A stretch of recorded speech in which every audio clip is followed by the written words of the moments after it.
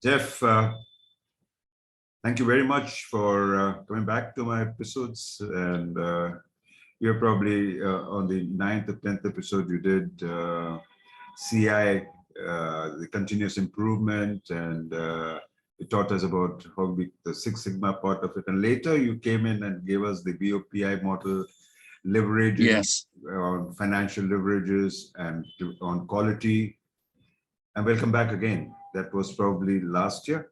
And thank you very much. Yeah. And I really love the color of your shirt. I think I should have messaged you, and I would have also worn blue. Okay. Well, I will remember to wear this shirt next time. That's good. So, No, thank you. Good evening to you, and it's a pleasure to talk with you. And it's a privilege. I'm honored. come on, Jeff. Oh, come on. I believe that. Yes. Let me do my standard work of introducing my guests. You're no more my guest, you're my dear friend. So here we go. Yep. So you're on Dr. M's Vodcast, Jeff Heslop, and you're on the 31st episode. And everybody knows that this is the only series that I'm doing of support and sustaining continuous improvement. That we derive a lot of benefit and then we stagnate. And what do you do about it? And while we are discussing this, Mark Carnell, very well known to you, he was associated with you, and he's a person who brought in this concept of Martech's law. And we did 3 episodes with him, which is called CADENCE, Life in the Fast Lane. Probably that was, it was a song by Eagles. I think Mike Carnell liked it from San Antonio. He liked the song. So he said, Cadence, life in the fast lane. And it is a fast lane with the technology moving at the double exponential rate, and the organizational changes have taking place in a logarithmic rate. And we are talking about what do we do with the gap. We discussed this with Mike Carnell and then with Lani Wilson from El Paso, again from Texas.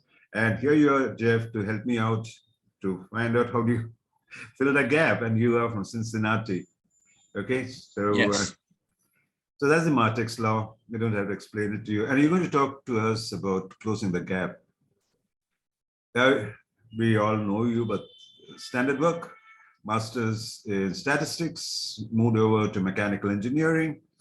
We talked about what attracted you to both of them in the previous episodes. And you are the president of the Value Creation Institute. And I always look at the dollar and I said, Jeff, make that into rupees, Jeff. And then you are the regional partner of Six Sigma Management Institute. And you are one of the 26 executive master belt Six Sigma by Dr. Mikel J. Harry in 2015. I need to record you as to why Dr. put executive, and there was only 26 of them globally. Why?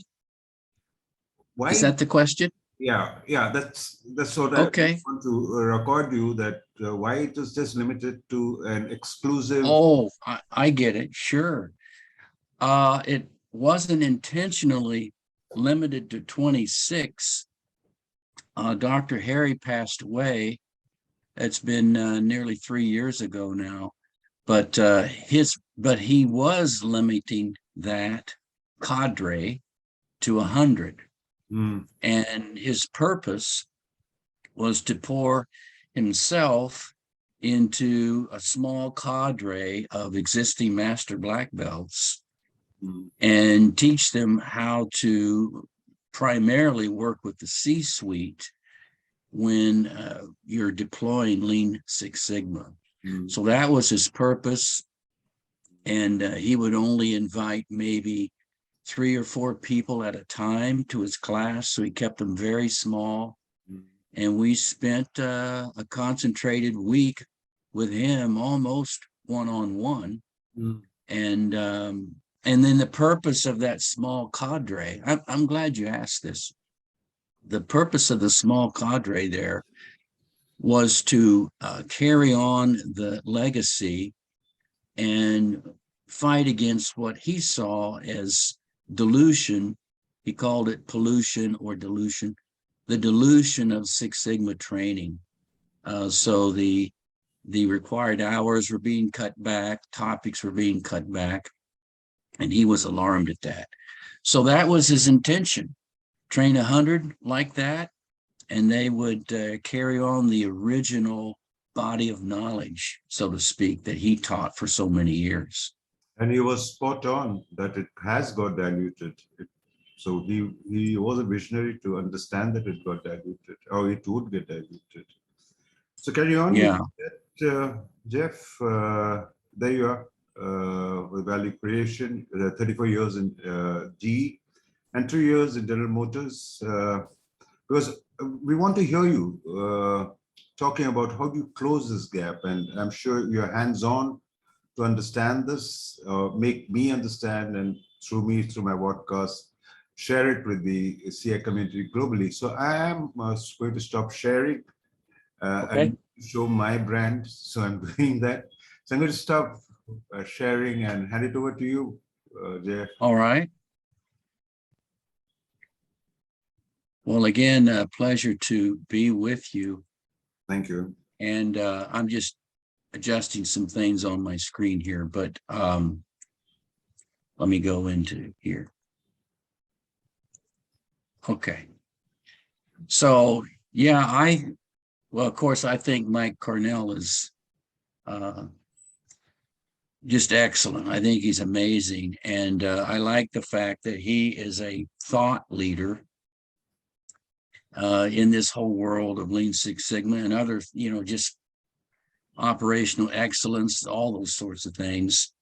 But I loved his research on that exponential, actually more than exponential change in technology and how organizations are on a different curve. He called it logarithmic, but and so over time, that gap just gets larger and larger between what the technology is demanding and how organizations can change. And so I think Mike brought this up first, but he brought up the GE model for change management. Yes. And I want to show a few slides on that. And that was back in the early 90s, so there's been some improvements in that. But anyway, that's what I'd like to talk about. And this is just, in my mind, this is just one component for closing that gap or narrowing that gap. But anyway, fascinating stuff from Mikel, and I watched all of those episodes. It's very educational. I would like to give a little history of GE's model before we proceed here. But what had happened was just 2 or 3 years before GE adopted Six Sigma, they had created what's called the change acceleration process. And I'll, of course, show you a slide or two on that. But here was the reason. At that time, the chairman was Jack Welch, and he recognized that GE had to change faster and faster. And in order to do that, they needed some training, some excellency in how you go about changing. And the biggest challenge is people. When you're talking about change, the biggest challenge is people. So when we started with just Six Sigma at that time, this would be about 1995. Part of that training at the Crotonville Training Center was to learn about the change management, CAP as GE called it. And the belief was, here's a huge change. Why on earth would we ignore this change management process that we developed for just such a thing? Well, so we didn't. And so in the evenings after other training, we would go and learn about the GE model for change management. So you can see why I see this as a component for organizations to be able to keep up with technology changes. It's the same problem. Organizations, they naturally resist change. It's because organizations are made of people. We all resist change. Yeah. So that's a little bit of history. Did you have any comments on that, Dr. I M? understand that because both are the same, because there is certain things that is happening at a rapid speed, whether it is getting in a new technology or a new concept into an organization, there would be some sort of resistance, and therefore a process is needed, the way I heard you say, so that there is a seamless transfer. And the human element is where probably is the vital component in this absorption and sustenance of the change. Yeah, very good. Well, that's exactly right. So I'm going to show you a bit about the GE CAP model. I wanted to mention that a lot of these things, maybe all these slides or similar slides, are out there on the internet, because just do a search for GE CAP, CAP, and you can find all kinds of slides. But I have just a few highlights. So let's look at a few things here. And I want to spend a little bit of time on why this is important. Also, we're still just introducing this, but what I love doing, because I experienced this in a very positive way at GE, I love to see a business, an organization, deploy or install Lean and Six Sigma methodologies. And we know a lot about the tools, of course. We know a lot about the thinking that goes into that. We even know about typical plans or roadmaps for installing it. But to me, what's been missing is this piece, because you are changing people and they're going to resist, and it's going to maybe close down your installment, your deployment, because of the resistance. So there's ways to overcome that. But just a couple of questions to start with here. Well, this is actually some data. Oh, and what Jack Welch did was he asked some of his experts in human resources to go around the world and find some of the best practices that are out there for changing a culture, for bringing about change, overcoming resistance. And they went out, I don't know how long it took them, but they came back and in their minds, they took the best of the best and integrated it into what GE calls the change acceleration process. So that's a little more background. So I find this extremely practical, very easy to understand. It's not over philosophical, it's not technical. Anyone can use it for any kind of a change, any organization. And anyway, I think it's excellent. So let's look at this. 100% of all changes that were considered successful had a good technical solution or approach. So there was no question you have to have that. But here's another piece of data. 98% of all changes that were unsuccessful also had a good technical solution. I see. So in the world of statistics, there's no correlation between a good technical solution and whether it's successful or unsuccessful. I probably overstated that, but that's the point. So the question there is, what makes the difference between successful and unsuccessful change? And we're going to try to answer that with a little more information. But again, right now, I'm just talking about the importance of change management. mm, So this is just a notional graph, mm, and all we're doing here is looking at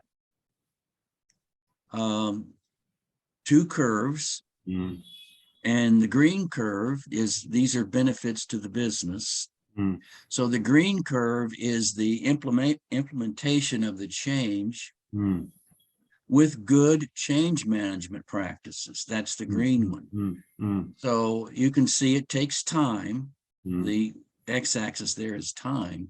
mm, So when you first start making a change, there's often a dip in performance. We get that. mm, But if you have good change management practices, mm, that dip won't be as severe as this red line, which means without change management expertise. And so really it's about benefits to the organization and how fast can you do it. mm, And with change management, mm, you can do it better. mm, And I'm talking about even if you do have mm, excellent project management skills, mm, which again, most changes don't have mm, good project management with them. But even if you did, mm, you still, with the Mm. best of plans, mm, you still have to overcome resistance, the natural resistance to Mm. change. mm. Okay. Comments on that? I understand that, and understanding the word practice as an installation of a process, uh, some sort of a standard process in which you transfer that and address the resistance that is there, address the issues which the organizations would be putting up to you. So there's a process in place to address these issues so that the change takes place as smooth as possible. That's the way, and it takes Yeah. time. It takes time. Yeah. So again, let's say you have an excellent plan, excellent technical solution, and all these things, but what fights against you Mm, are people, and it doesn't make them bad because it's just, we all resist change, it's natural. mm, So we need ways to address that. It's just as important as the technical solution and outstanding project management. mm, Here, this is from a survey, mm, but I think it's very helpful. I just wanted to show this and one more chart on this. mm, If you look at this percentage axis over here, mm, it's a survey now. mm, So it's the percentage of respondents mm, indicating the change, exceeded the expectations. mm, And then on this axis, mm, again, this is just a survey. mm, They're also answering the question, mm, how good was our change management process? mm, mm, And so you can see if the consensus was from the survey mm, that change management was poor, mm. it's correlated with the fact that only 15% believe that the change met expectations. Mm. That's the idea. Now, this is soft data. I recognize that, Yeah. but I think it's important. Yeah. And then when the respondents to the survey said, we think we had an excellent change management program, Mm. it correlated with, say, 95% of the same people surveyed said we met or exceeded the expectations. Mm. So not hard numbers, but Yeah.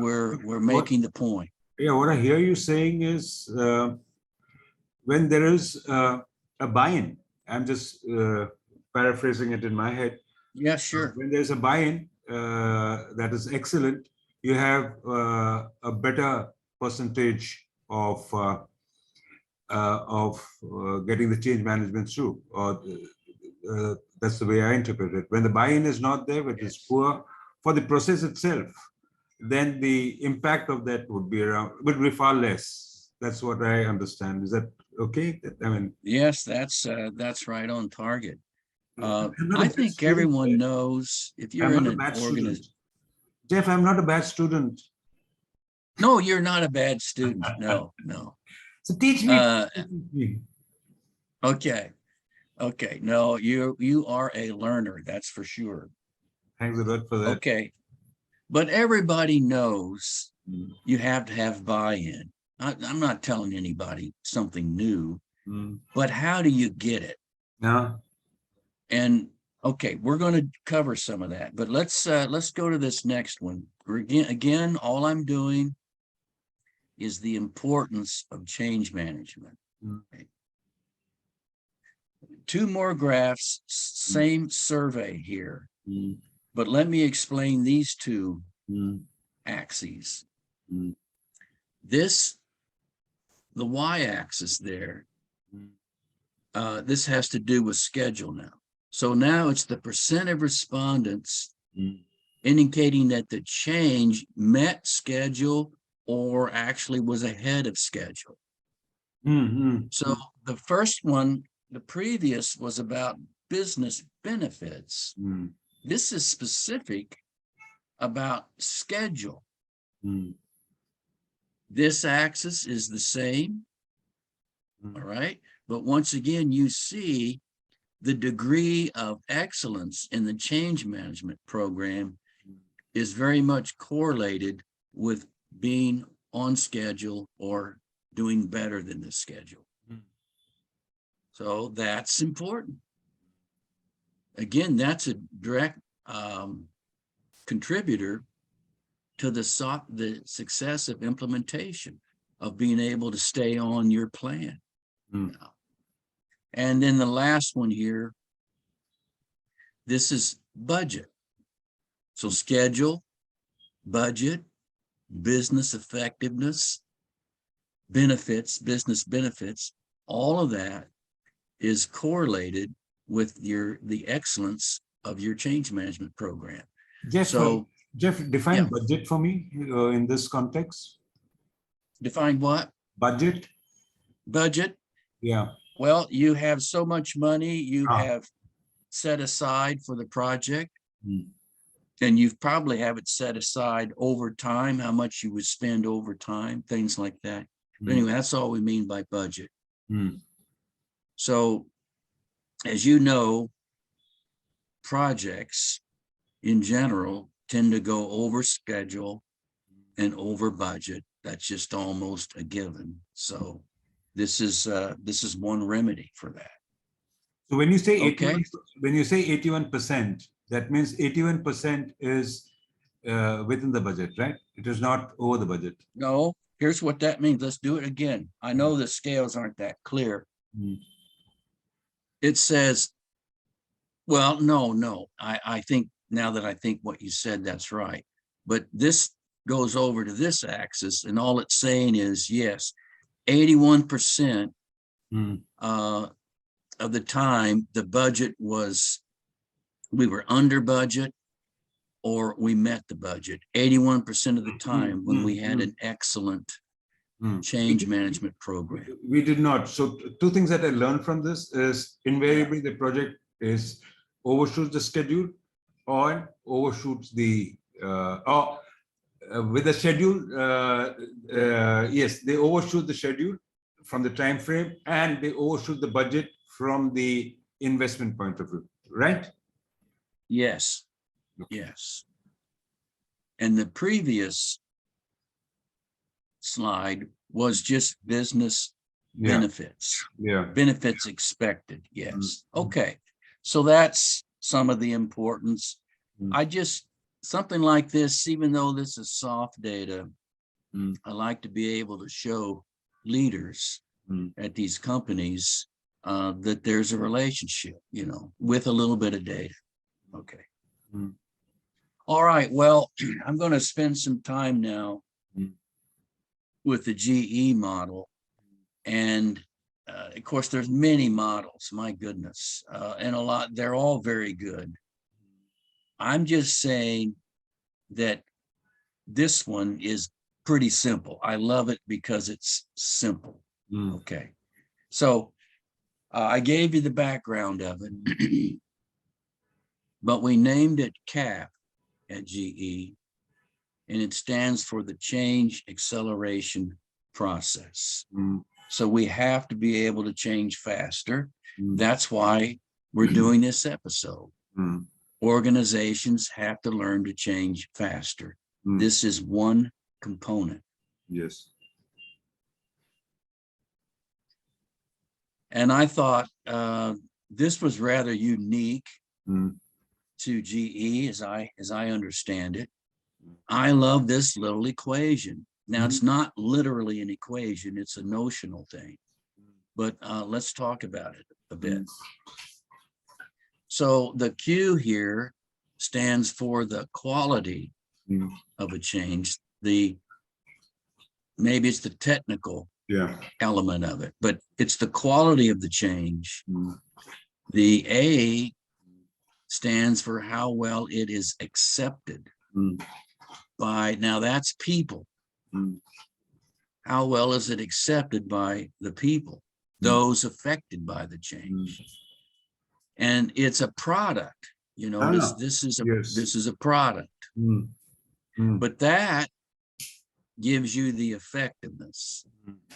So based on what you already know, I mean, even before we started this episode, where do you think is the weakness of most organizations in that equation? Is it the Q, the A, or both? It can be the both, but invariably and very often with my decades of into organizations and trying to implement various continuous improvement process, it is the A part of it, the human element part of it, because I always think that is irrespective of what it is a human resource movement. So it is the A part of it that I would bet my, I don't know how you say in the US, but I'll bet my rupees on that and not dollars. Yeah, I think we would all agree with that.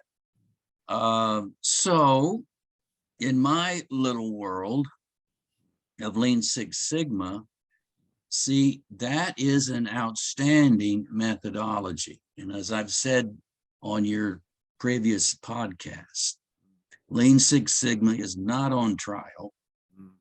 It has been vetted for decades. It works and it brings amazing results. That obviously I'm extremely biased, but that's it.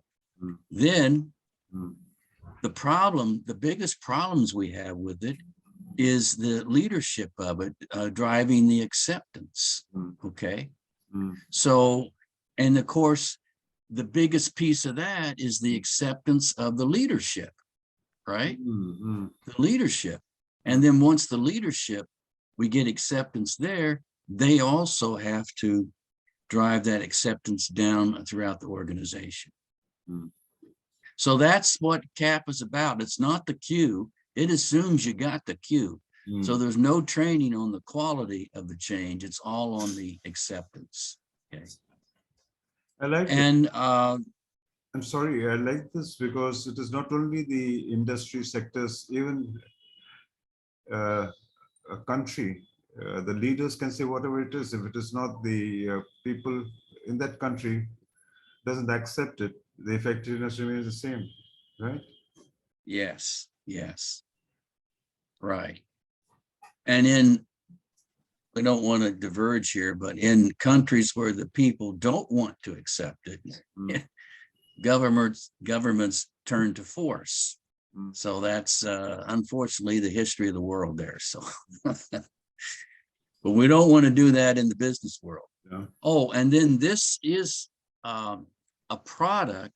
We're not saying this Q plus A Correct. Yes. equals E. In that sense, if you had no acceptance at all, in other words, if this was 0, you would still get some effectiveness because you have something in Q. But that's not right. There's a reason that's a product and not a plus, not a sum. So I like that. I like the formula. I love that too, because the best case scenario would be when A is equal to 1, right? So then Q is equal to E, right? Yeah. And Yeah, that's good. getting to 1 is the task before us, right? Yeah. Okay, well, just trying to create the interest here. And again, almost anyone will find something like this on the web. Some slide like this, but this is the model, the overall model. And again, this is not new. Everyone in change management knows you have to go through these stages. Maybe not these specific vertical items there, but the horizontal, yes. And so there is a current state, and obviously there must be dissatisfaction with the current state, or you don't do this. So there's a gap. Okay.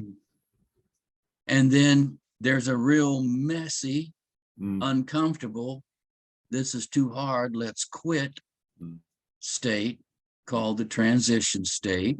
And then you're trying to achieve your vision, your improved state. So what are we trying to do? Big picture.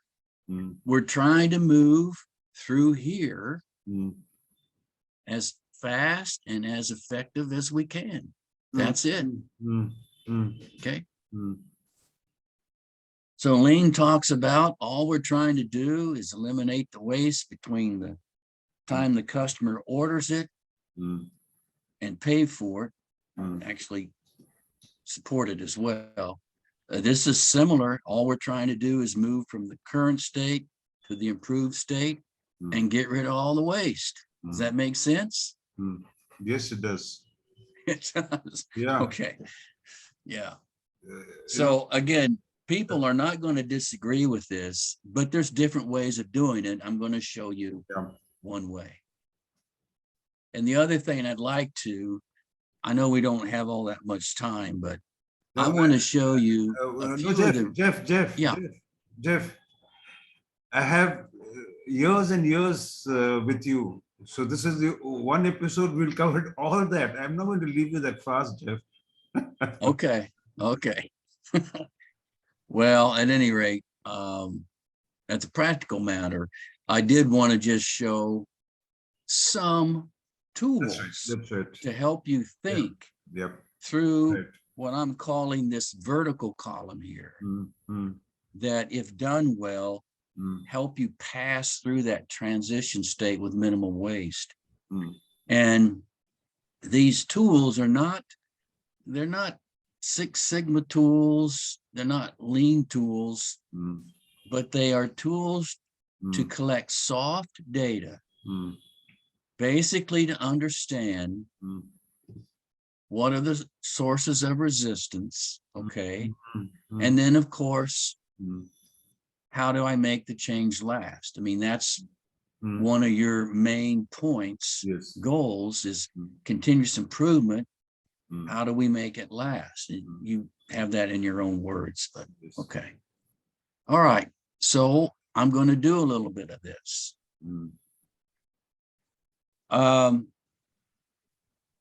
This is a few words of description on each of those, and I won't go through that slide with you, but I will take you through at least some of these and show you a tool or two that helps you achieve that. You know, how do you achieve leading change? How do you achieve creating a shared need? That's what I'm going to do. Okay. So let's look at the first one here, and that's leading the change. Of course, if it's for an enterprise, for a whole company, a whole organization, the leading there is done by the C-suite, okay, or at least certain leaders within the C-suite. But remember, this can be done at any level of an organization, any level. And what we did, we using it with Six Sigma and Lean, we use it at the project level. Mm, So you would have a project, you would have a lean event, mm, and then we would apply it as needed mm, at that very focused project level. mm, Very good. mm, But as I've said, it was also used at the C-suite level on down. mm, So here are just a couple of things, again, just highlights, but this particular element affects all the process steps of the change. Now, when I say a process step, excuse me, I'm talking about these are the process steps, okay? mm, That's all I mean. mm,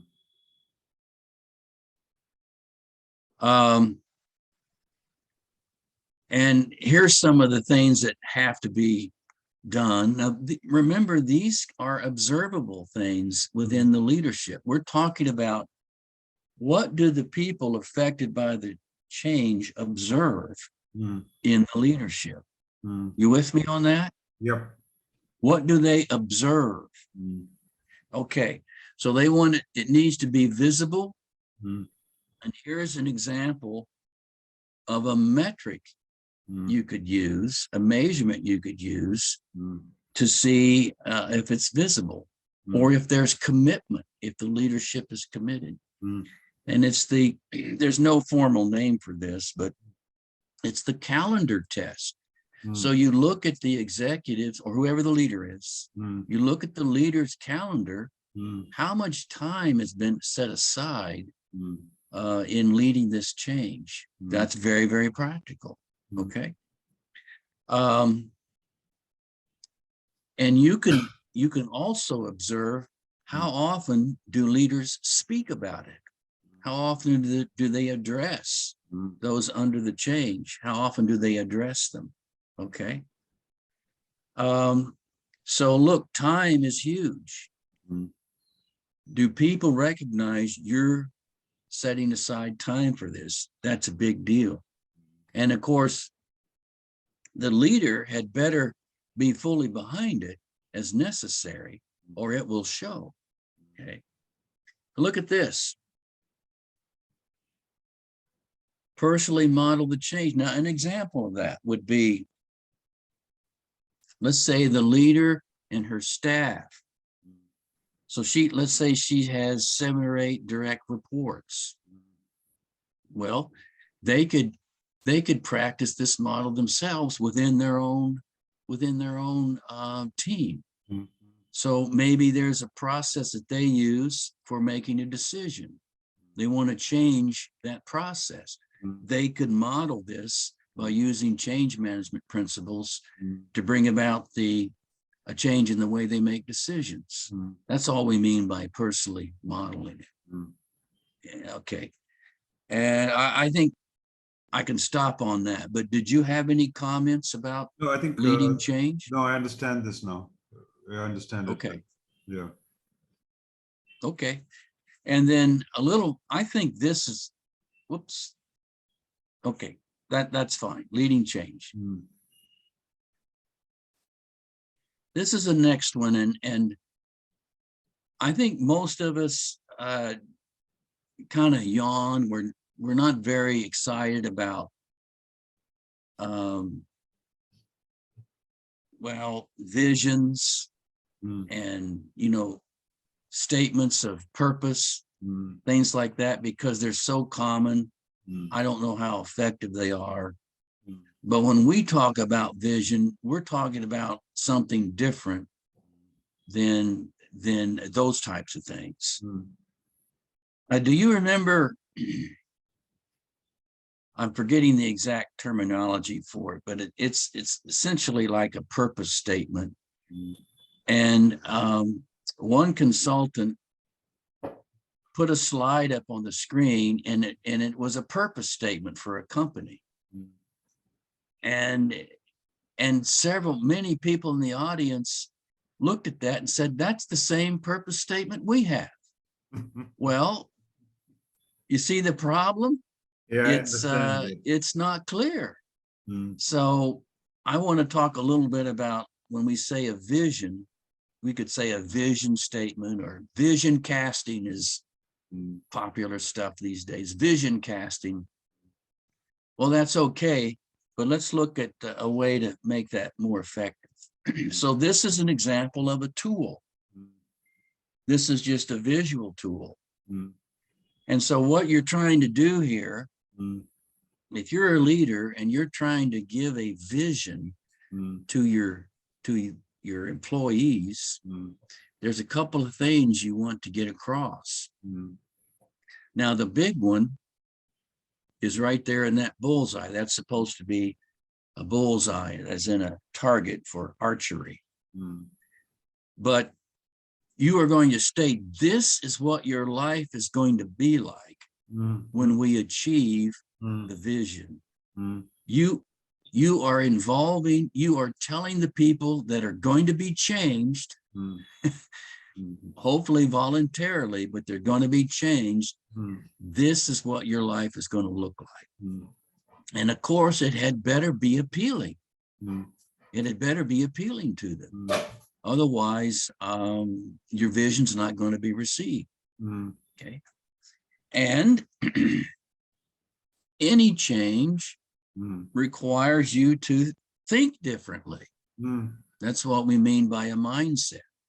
So this is what your life is going to be like in the workplace.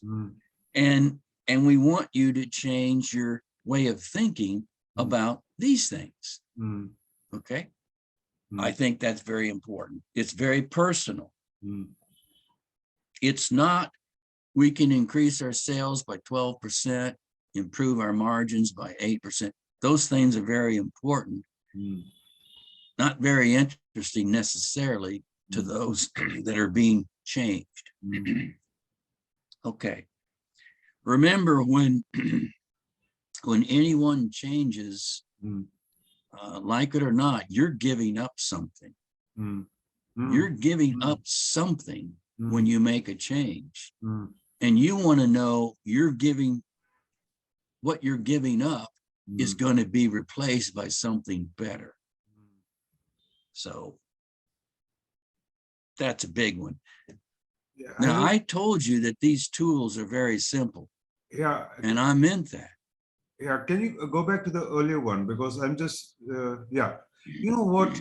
I like this because I'm talking about a personal experience. When the doctor was conducting a surgery for me, on me, he told me that this is what is going to happen to you. Okay. Good. And then he said, this is what is going to happen. So these are the things that would come into your mind, and you have to understand that things have to change and you have to reconcile with that. And are you ready for the operation? I'm talking about my personal physical operation. Yes. First, he told me about my behavior. Then he told me about my mindset, how I had to change. And then he did the operation. Okay. And it was not a surprise to me because I knew that is going to happen to me. I was ready for it in the mindset. And I'm talking to you about 2018 when I had my total knee replaced on my left leg. Oh, okay. When you were talking about this, I was recollecting of what the doctors told me, the behavior, the mindset that I should have. So it was not a surprise to me, and I could adapt to that, adjust to that.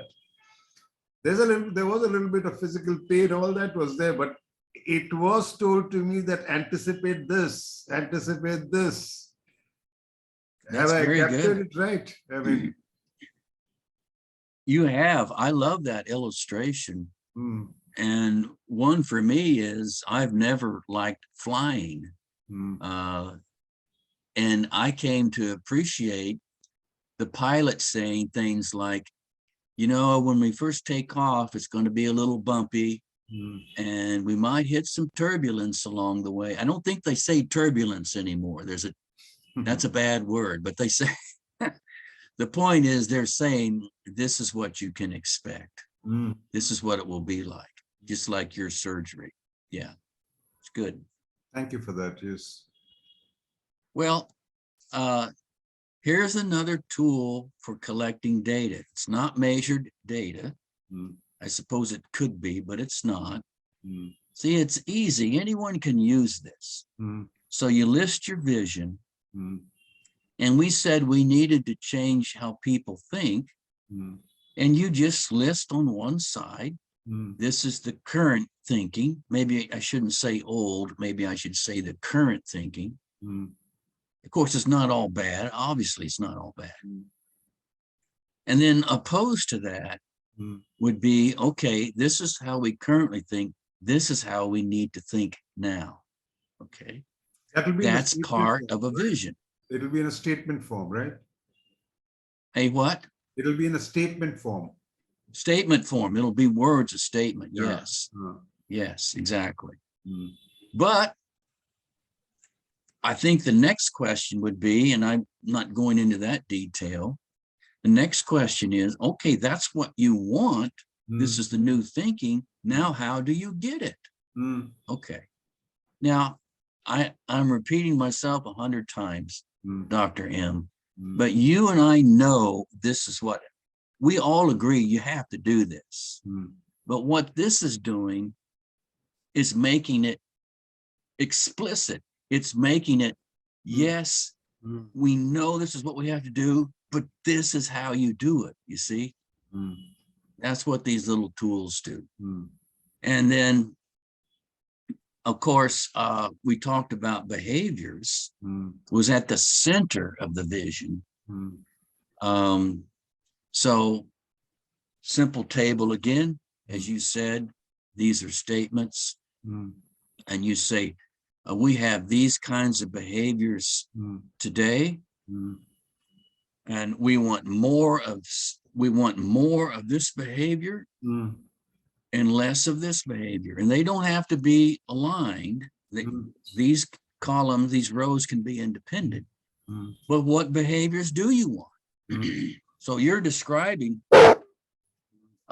the big picture behaviors, yes, but that leads to a lot of smaller behaviors as well. Okay. So let me stop again here. We just covered a couple of these process steps, the leadership. We covered a little bit about what we mean by shaping a vision.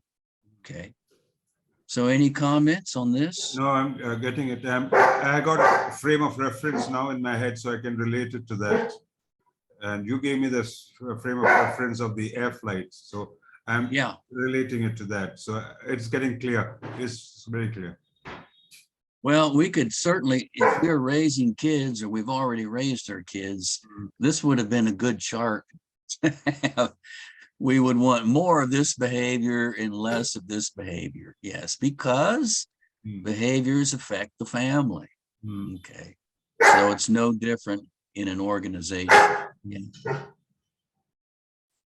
Okay. You want me to move on, or do you want to fire me yet? Or No. When you talked about the children and bringing them up, if I show that to my kids, they will tell me exactly what they expect from me now. Yeah. Yeah. The trick here is don't let your kids use it against you. That's the trick. Yes. Okay. Well, here's another one. And again, I hope you can see that these process steps make very good sense. You don't get to skip these things.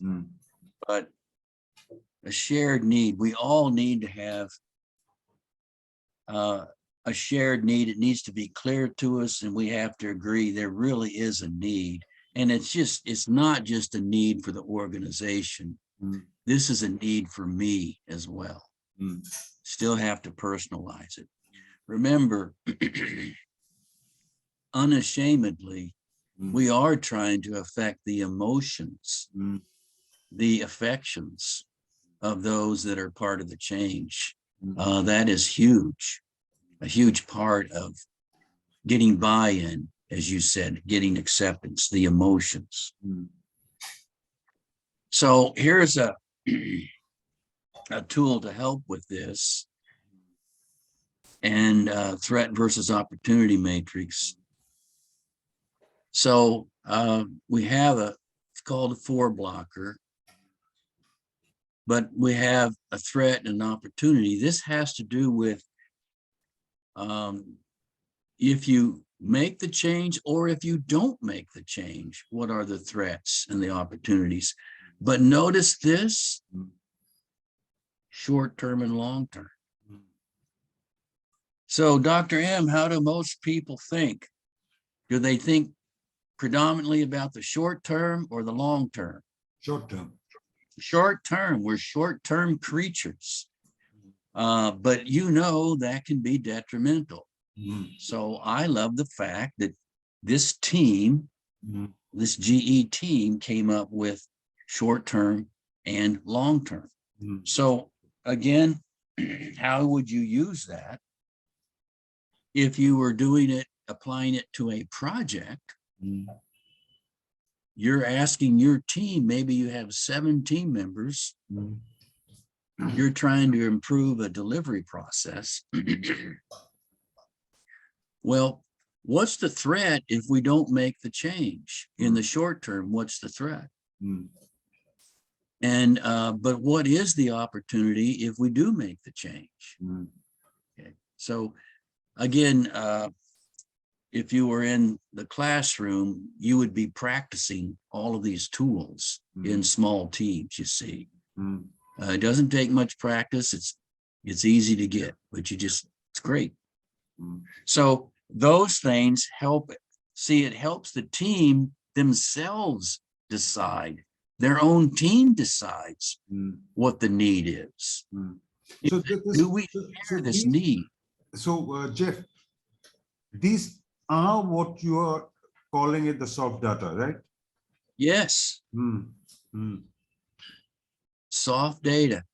As you know, those sticky notes, sticking these notes on a whiteboard or whatever, that's the way you do it.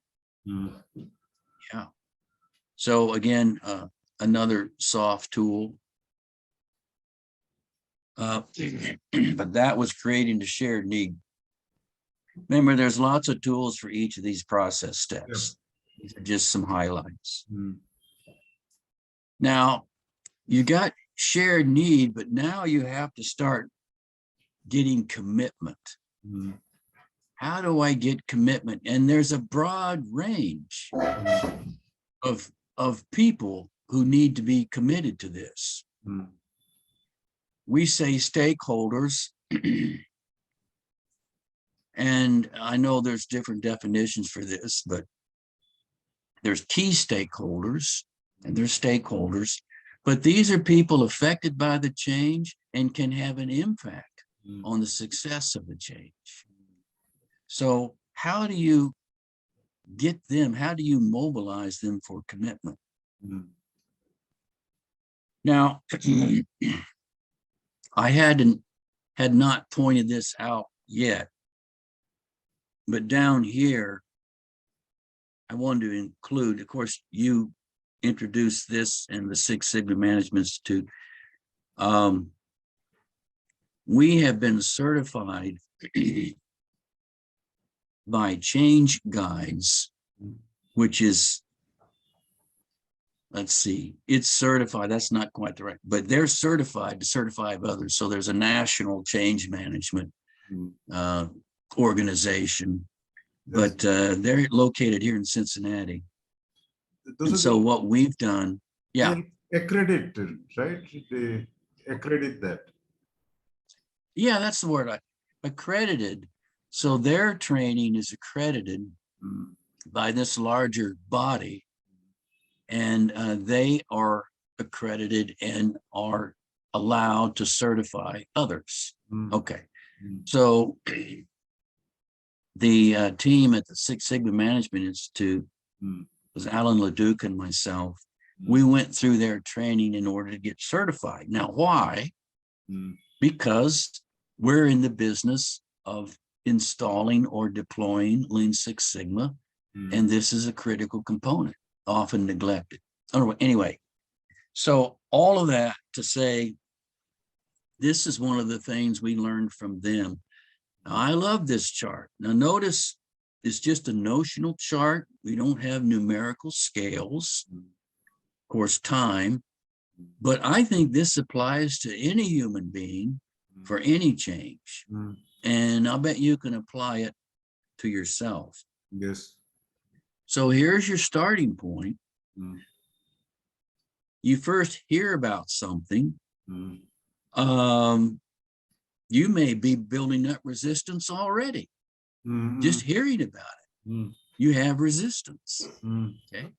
Well, that's just when you first hear about it. If it's a change, well, I guess some change is welcome, but mostly it's a threat because we're, as human beings, we're insecure. We often get fearful about things. Maybe not rationally, but we do. Well, the next step is awareness. You start learning about it. So let's assume you've heard about Lean Six Sigma is something that the company is considering. And you've heard, oh, this is very hard to do. You've heard it often fails, things like this. You've heard, so that's your contact. But now you're starting to become a little more aware of what it really is. Okay. And of course, you can read this chart yourself, but I like it. Yep. You're not just aware, now you're up to the point of understanding. And you know, in education, you have these levels. You have awareness levels of education, understanding, and then maybe, you know, now you can do it, stuff like that. But we're after this guy for sure. Remember, we're talking about, again, emotions and affections. When we desire now to be a part of this change, that's a big step. Now people's emotions are engaged. So we want to do it. In fact, if you would take it away, they would be upset about it because you have learned, you understand, you desire, you want to be part of this change. And then you finally start doing it. You're working in new ways. You've adopted it. So let's use the lean world and just something as simple as standard work or 5 S's. These are changes. And I think everyone goes through this curve, no matter what it is. Yes. Yeah. Yeah. And then it's not so much external to you or to the culture. This is your culture here. Okay. So it's called a commitment curve. That's what change guides called it. But this is very central to change management. How do you get that buy-in, as you called it? Okay, any comments on this one? I can relate it to this. Yeah. Yep. Very good. Thank you, Lord. Okay. Well, here's something else to help us. Everyone's different. So there's, you know, in the Six Sigma world, we are very keen on reducing variation because there's variation in everything. Well, there's variation in how people receive change. And I'll describe this, and I'm going to ask you, which category do you fall in? But here's the innovators. Now, they're very easy to work with change, work with them for change. They like to be out ahead anyway. They are the innovators. They may be ahead of your change, but you don't need to worry too much about them. They're going to come along with the change. Personally, I think I'm more like an early adopter. When I see something that I go through that commitment curve, but I have that desire, I go with the change pretty quick. So I think of me as an early adopter. Same here. Same here. Okay. For the number of hats that I wear due to curiosity, I would fall there. I may not be, I'm not an innovator. I know I'm not an innovator, but I am a early adopter for sure. Yeah, good. Well, you're innovative in some things, but other things, maybe an early adopter. Now, a late adopter. Mm. So these are the people, it just takes longer for them to get up that commitment curve we were showing. Late adopters. Mm. And there's a category called resistors. Mm. It doesn't really matter what you do, Mm. they're going to resist. Mm. Okay. So here is a common mistake. Mm. As change leaders, Mm. it's common to focus on resistors, Mm. Mm. Mm. Mm. and it might not be a good use of your time. You follow? Mm. Mm. Okay. Yeah. Um, You can hit your head toward the wall, only the blood will come out, nothing else. yeah. Mhm. So of these four categories, Mm. you have a change strategy. So Dr. M, Mm. which of these four would you focus on for the sake of leverage and speed? For speed, I'll catch the early adopters and move Okay. gradually to later. Early adopters will be my first. They will be Okay. my torchbearer. Okay. Got it. Mm. Okay. Got it. Well, I think it's helpful when we're talking about mobilizing commitment Mm. to know that you have these various types of resistors. Well, yeah, I shouldn't have said resistors. That's one category, but reactions to the change. Mm. Okay. And by the way, resistance to change is not evil. Mm. That's not bad. You have to say it's a fact of life. It's like gravity. You're going to have it. The question is, how do you go about overcoming it? Yeah. Mm. And when you, again, this is many more tools, but when you are communicating back and forth with people, if you can do that frequently, you're going to find out these are the changes I have to make in my change management strategy. Because now I'm getting soft data back. I remember this was a hard time for so many GE employees. They did a do-over of the healthcare system. You think that brought about some emotions, Dr. M? When they're just telling you these are the new changes for your healthcare? Sure, it would, because directly affects them individually. Absolutely. Mm. And I remember being in those meetings, and they had several meetings, and people were not shy about speaking out Mm. because it was going to cost more, things like that. Mm. But the point is, by doing that communication, Mm. they learn more and more about how to go about the change management strategy and whatnot. So that's more soft data. Mm. Yeah. Okay.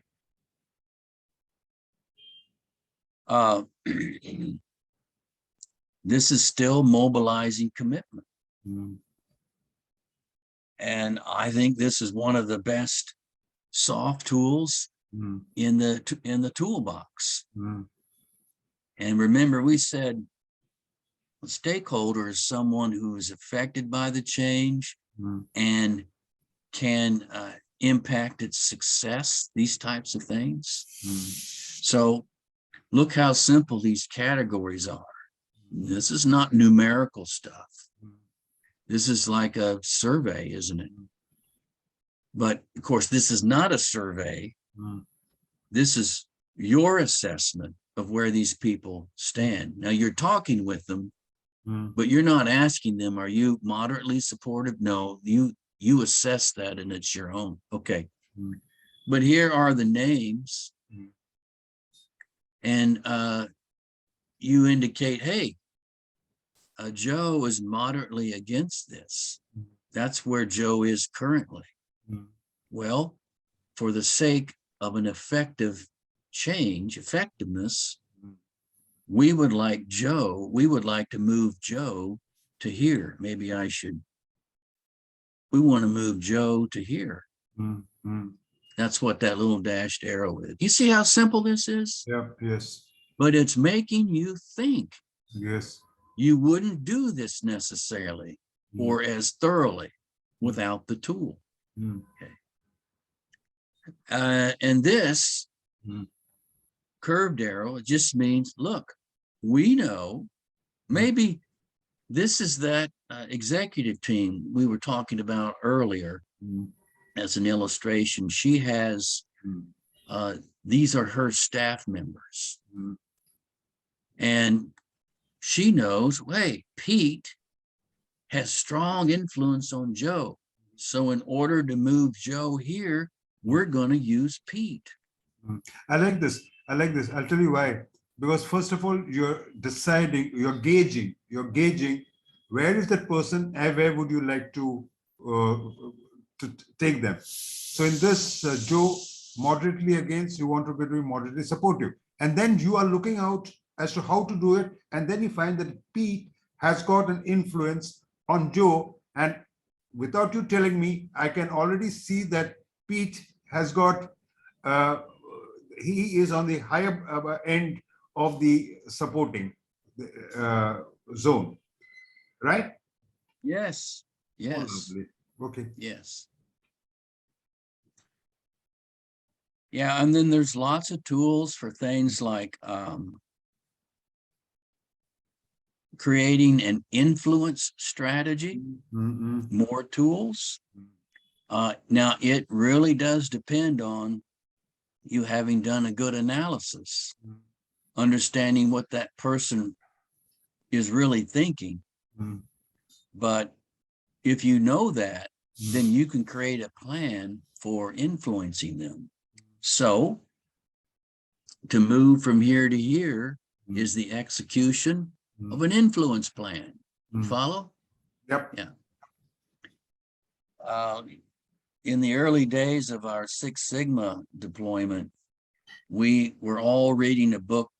It was something like Influence Without Authority. I think it was a name like that. And it was teaching us to do things like this. So let's say the black belt is the project leader. And those projects often need help from other managers, not just the sponsor, but other managers. They need help. They need their support. They need their resources, things like that. And so you don't have any authority over them. So, but how can you influence them? And it's not immoral stuff. It's a genuine look and analysis at what's going on. Okay.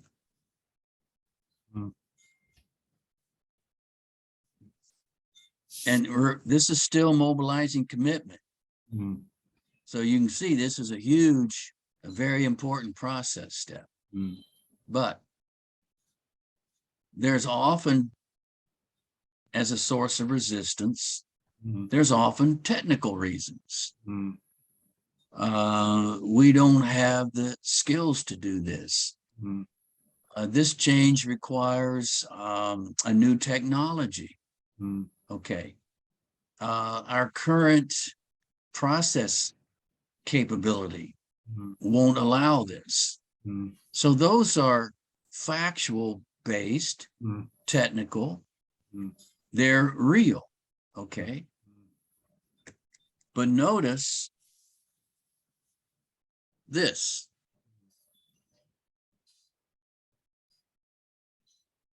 The real change is usually very personal. It's not about a bunch of facts. Remember, Dr. M, we're dealing with people just like you and I, just like you and me. So you may, on the surface, feel it may be given a technical resistance, but what's really happening is personal. Maybe it's Well, I've got some listed here. I'm going to lose power. I'm going to lose influence with this change. Now, you know that's a big one. Yeah. Oh, I'm going to lose my job Mm. with this change. I'm going to lose my job. Mm. Now, are you going to come out and say that? Well, maybe not. You might give a technical reason. Mm. In other words, don't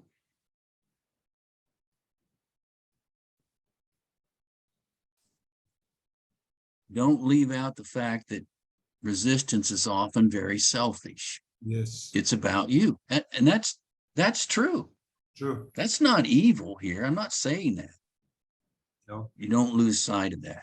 Yeah, and true. And then you have the word selfish, and that's absolutely true. People might just get into altruism and talk all that, but there are peer pressures that makes you selfish. You got to survive with the peer pressures. Yes, that's right. That's right. Interferes with personal ambition.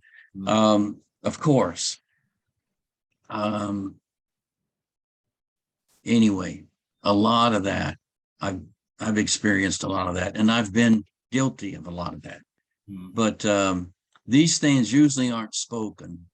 So it's very hard to pin those down.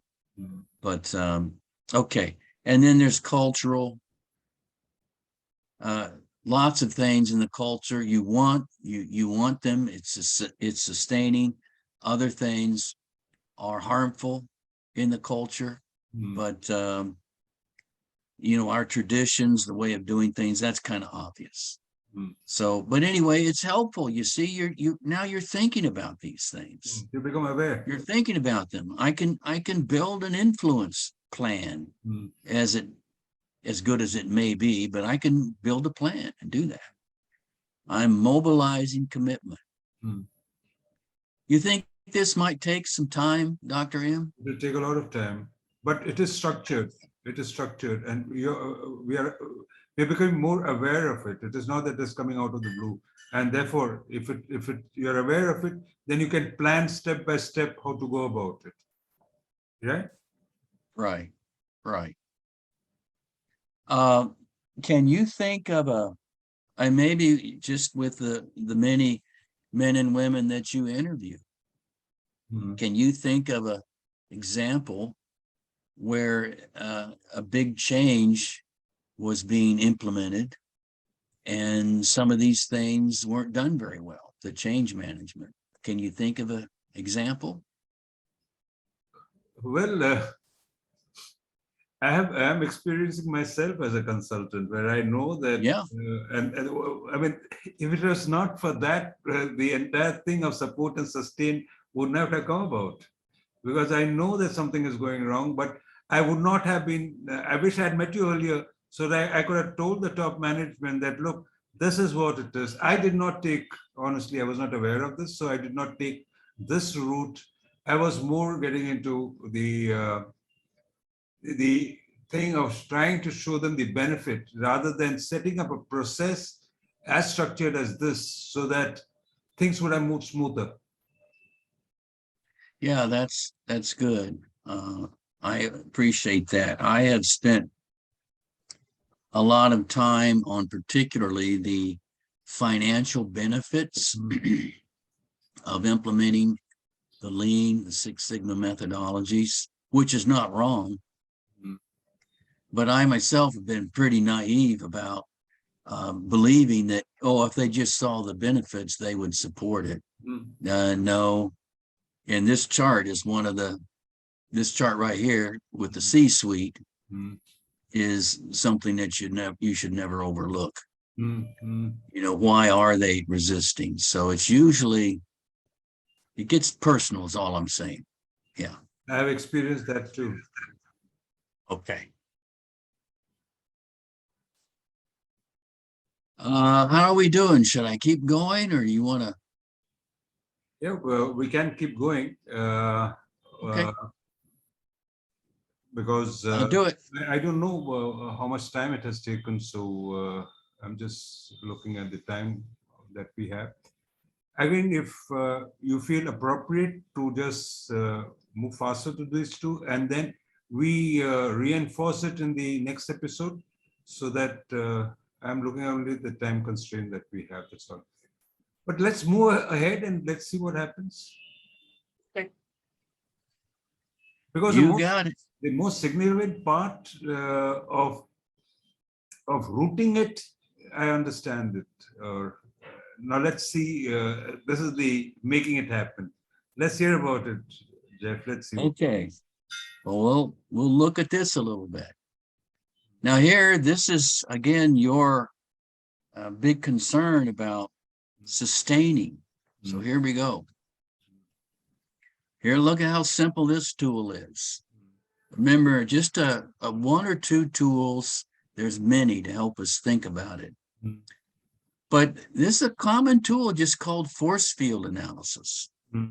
And let me just explain it quickly, but you have forces helping the change, and then you have forces resisting or hindering the change.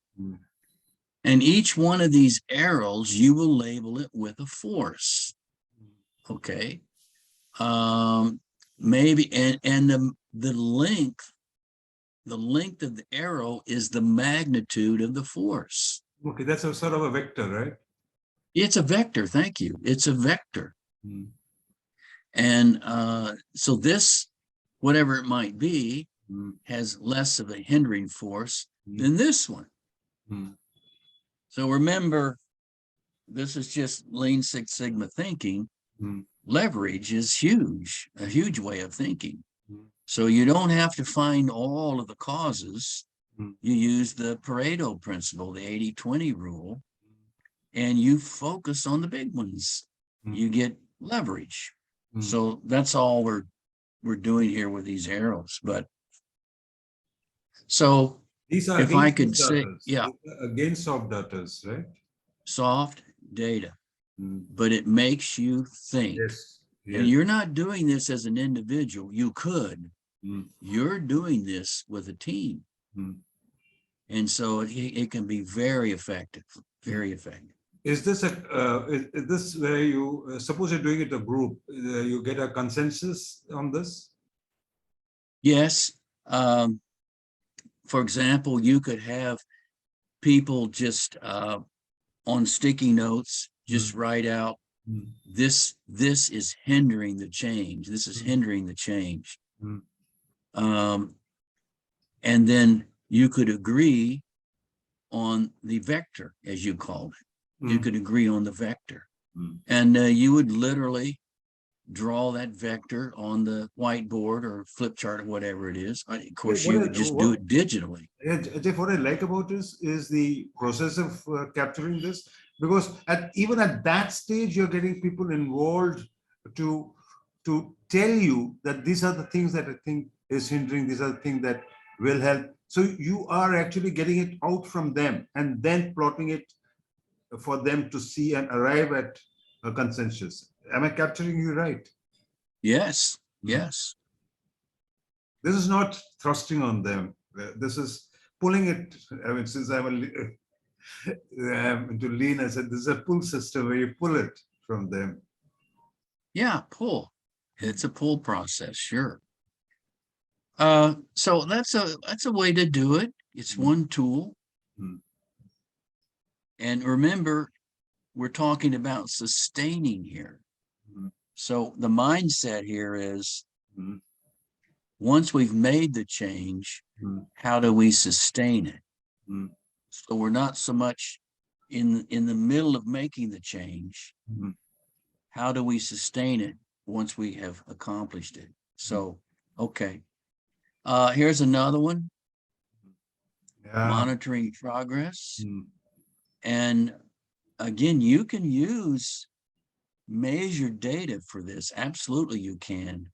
We'll look at something a little different. But look at this simple tool. That x-axis there, that axis is the process steps that we're going through. Mhm. See that leading change? And here's all you do. Well, I have an example of it here. Mm.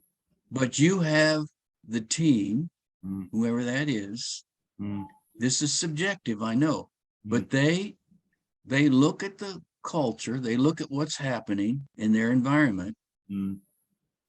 and they'll rate this according to some percentage. Let's say that's world class. You know, you can set that scale, but you're going to, and again, in a meeting, you have to reach a consensus on each of these. You know, you could do it, but you're going to put some numbers in there. So let's say we think we're like this. We're very poor at shaping a vision. Maybe we're a little bit better here. Very poor. We don't even do this. And we're not willing to do this. Okay, let's say that's your baseline. That's your current capability, we would say. So here you go. So what you're doing now, hopefully, when you're monitoring progress, so maybe you do this once a month or something, and you just see how are we doing? Maybe this didn't change. Maybe this came up. Maybe we got pretty good at that, and so forth. So this is an example. I like this because the minute you have a baseline and then you do this periodically, then you will start asking, why did we get this and why we did not get that? So there is some sort of a thought process that gets into it, so that there is a midway correction or what have you to move further. Yeah. Soft data, still very valuable. Yes.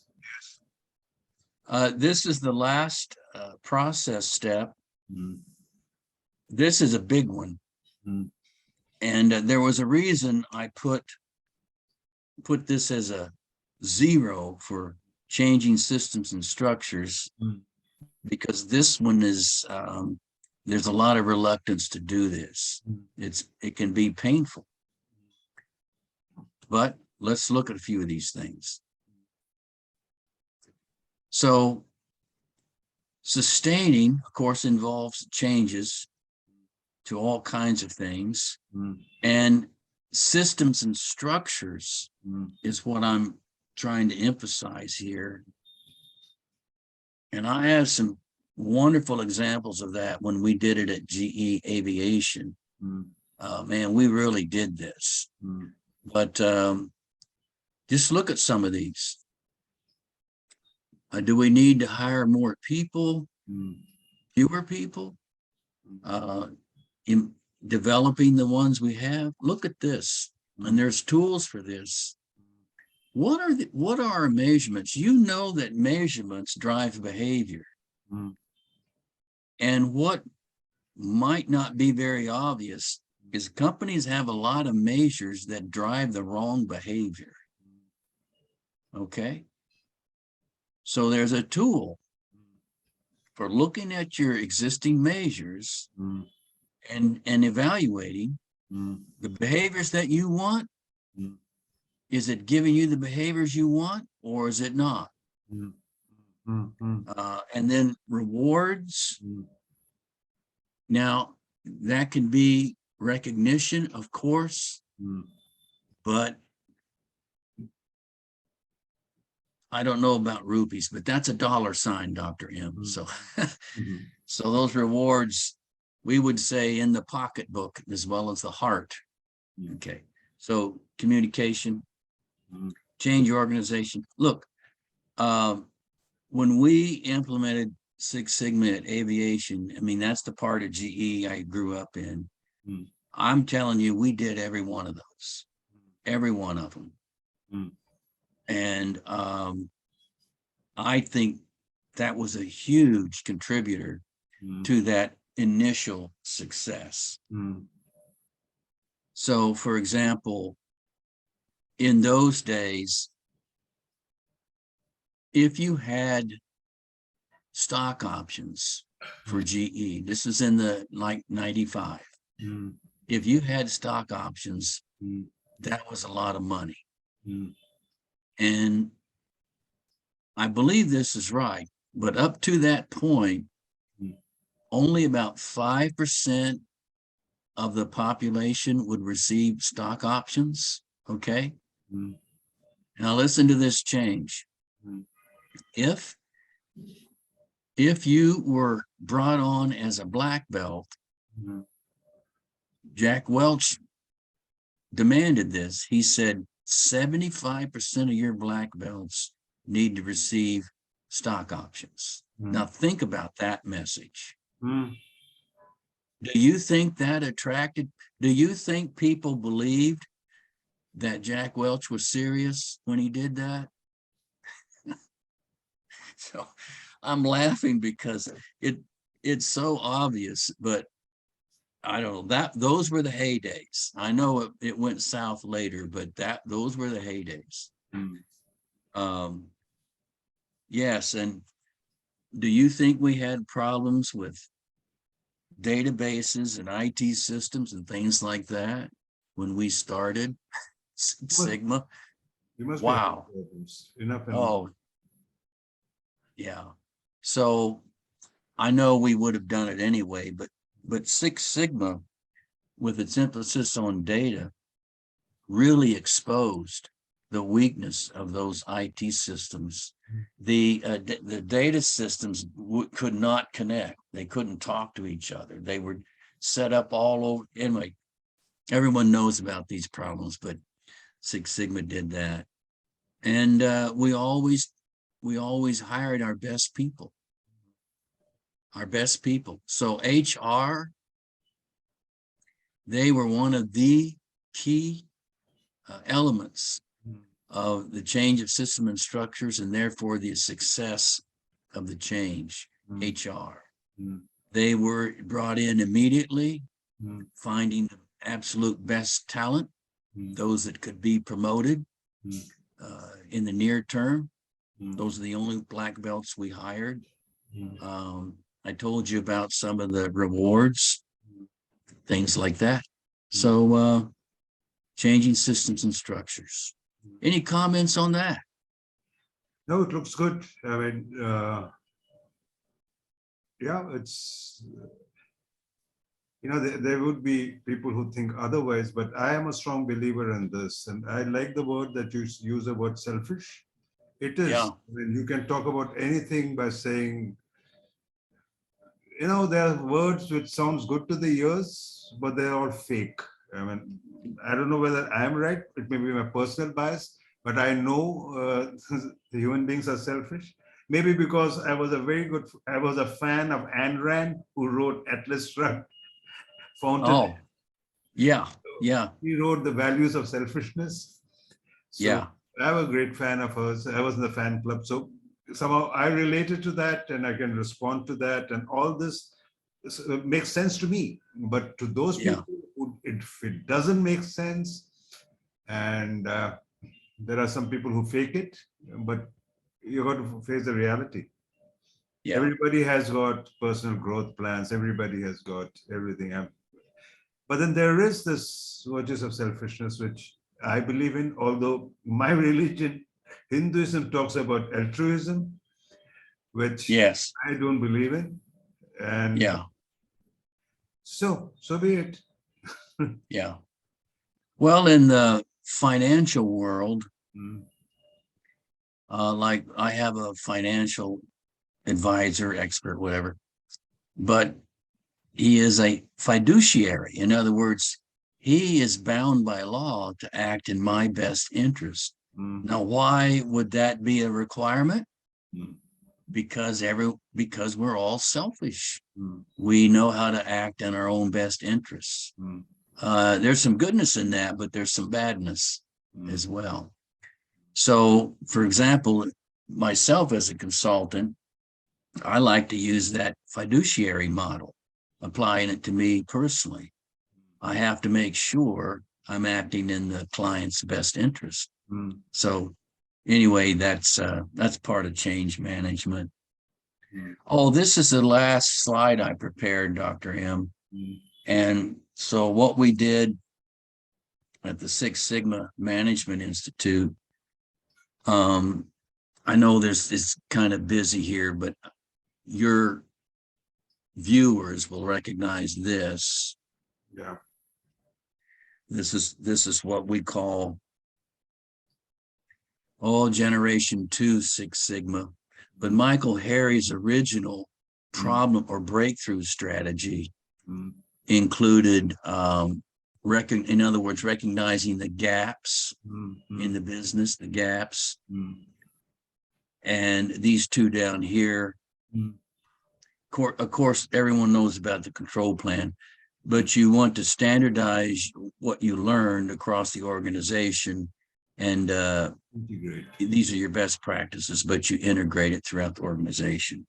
So what we've done honestly with change management is built it within that model. That's what we did.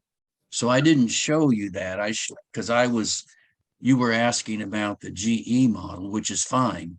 I mean, that's great. I understand this, and good that you brought it up, because the minute you say Six Sigma, they just say DMAC. Okay. Yeah. They don't say the R and the S and I part of it. I've not heard many of them saying, I'm a green belt, but yeah. But I know that I have not gone through. I've gone through the DMAC, but I have not gone to the R, S, and I.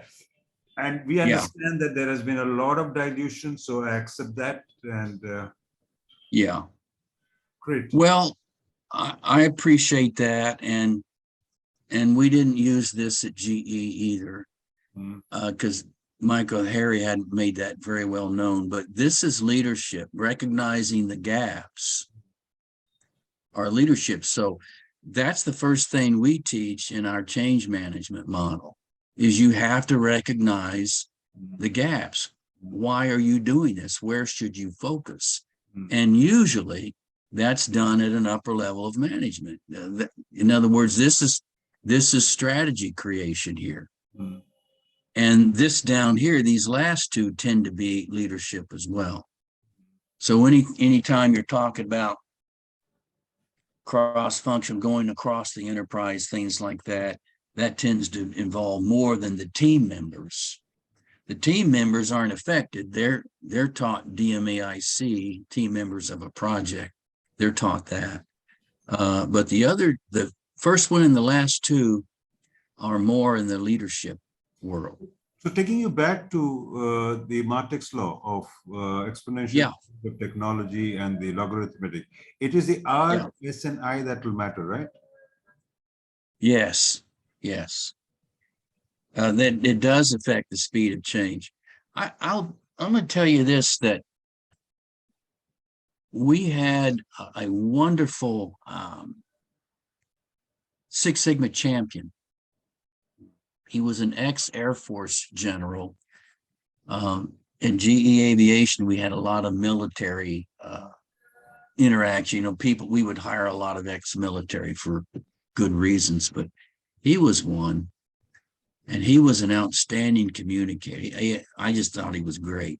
But what he said a few years into this, he said the biggest mistake he ever made was not creating a position, an organization, a library is what he would call it, to capture the SI.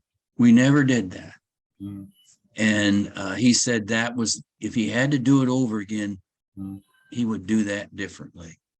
So it just goes to show you that we never really used the full 8 steps ourselves. And no one disagrees with it, but you got to do the discipline. So anyway, my point in bringing this up was that we believe that Six Sigma thinking should guide how we teach the change management. So we built it around, our model. So a lot of the same tool, but a different way of thinking through it. And then I mentioned project management course. Here's your change guide. So this is change management. So these things here We think that's a good system. Yeah. Remember, it was Mike Carnell in another interview you had with him. Mm, I listened to him. That's a guy I'll listen to. mm, But he used the word system. mm, So he was talking about lean by itself is not the system. Six Sigma by itself is not the system. mm, A system brings those things together. mm, And to get the biggest impact, mm, you know, the E in Q times A equals E, you need to implement the system. mm, So in lean, you're always told you don't just copy pieces of the Toyota production system. You don't do that. mm, It's a system. You can't do one of them and expect to get the results. mm, Well, I think what Mike was talking about, operational excellence is a system. mm, You have to have lean. You have to have Six Sigma. mm. You have to have good project management because you have to install this stuff and you have to have change. So, and I know there's other pieces you add to that. I get that. But at any rate, these are the three things that I'm emphasizing right now for closing that gap. Mm, Okay. You remember, you can't close that gap mm, quickly when your process yields are horrible. mm. You know, how do you keep up with technology when your process yields are just one example. Mm, So all of these things are necessary. mm. And those are the slides I had prepared, Dr. M. Mm. That's good. To me, it makes a lot of sense. So we would take it forward and let's see what queries we get on this episode of podcast and invite. Uh, there are certain biased views. I accept there are certain biased views. That's not anything to do with the change management or the soft data as you really projected it.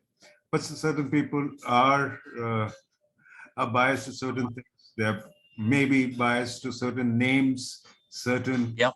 approaches. That's a part of life. I can't discount it. But what I like about Yes. it is the basic approach of collecting the soft data and moving step by step, not skipping any of those steps, as you really pointed out. Yeah. How fast can you move from the steps, but not skipping a single step? These are various methods that are available to us. But the most important thing that I gathered from you is the collection of sub-data and recognizing that it can be collected, and the steps that you put in the change management. I really appreciate that. Sure. Yeah. Well, like you, I'm a disciple. So I'm learning this stuff and I really respect the innovators. Remember, we talked about innovators. Mm. I'm an early adopter. Mm. So I like thought leaders like Mike Carnell in particular. I think of him as in the innovation category there. And but I'm just a disciple here. So I'm passing on what others have taught me. And I will pass on what you have taught me as an early adopter. Yeah, sure. Thanks a lot. And